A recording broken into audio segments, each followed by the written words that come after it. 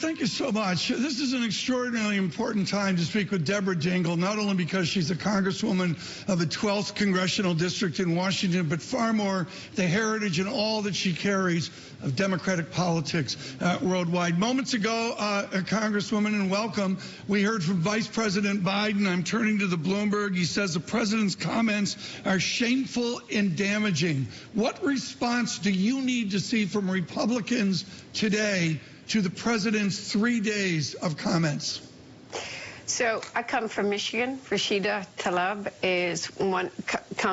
actually borders my district.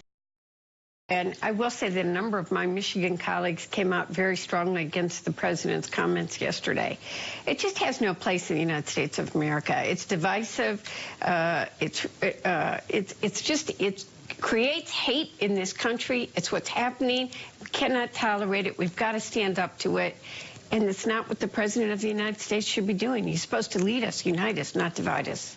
Congresswoman Dingell, President Trump took Michigan by 10,704 votes, about 0.2%. It was that close. The 11th district flipped in 2018 in favor of the Democrats. What do you and Speaker Pelosi need to do to have moderate Democrats reassert themselves in the coming weeks? So we got to, I mean, look, we can't have a circular scoring, I can't talk this morning. We got to get together. I've been talking with a number of my colleagues about how we got to pull ourselves together, all get in the same room and have an honest exchange. We need to talk about, we all share the same values. That's what our strength is. But we can't do this firing squad where we're hurting each other instead of helping the American people, which is what our job is. So go ahead. Is the Democratic majority in the House at risk at this moment?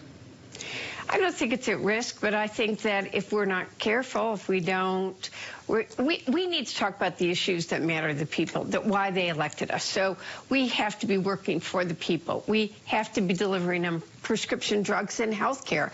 You know, this court case in Texas is going to be very important if all of a sudden people with pre-existing conditions are no longer guaranteed health care anymore. You know, people really want to see us do something on infrastructure. It's a major business issue from one end of this country to another, and it's broader than just our roads and bridges. It's broadband to rebuilding our schools.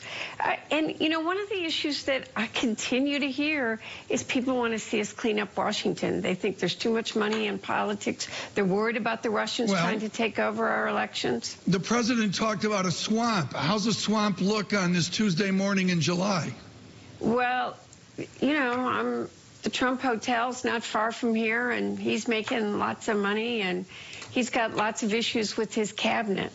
You know, when I was in business before I came to this job, I bent over backwards, and I didn't matter what I did. Somebody might say something.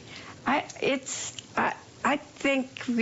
just can't believe how people are letting some things slide these days. I think the American people deserve a transparent government. Congresswoman, it's Naira in London. What sort of message should Democrats like yourself be putting forward on immigration? You know, the fact of the matter is that we are a country of immigrants. All of our, you know, my great-grandfather came over from Germany. And not that long ago, this country is strong because of our diversity. We need comprehensive immigration reform. Let's be really blunt about that. And it's so contentious, we haven't been able to do it for decades. We need to bring comprehensive immigration reform, but we can't treat children like they're prisoners and treat them that they can't brush their teeth or take a bath and they're getting sick. That's not who we are as Americans.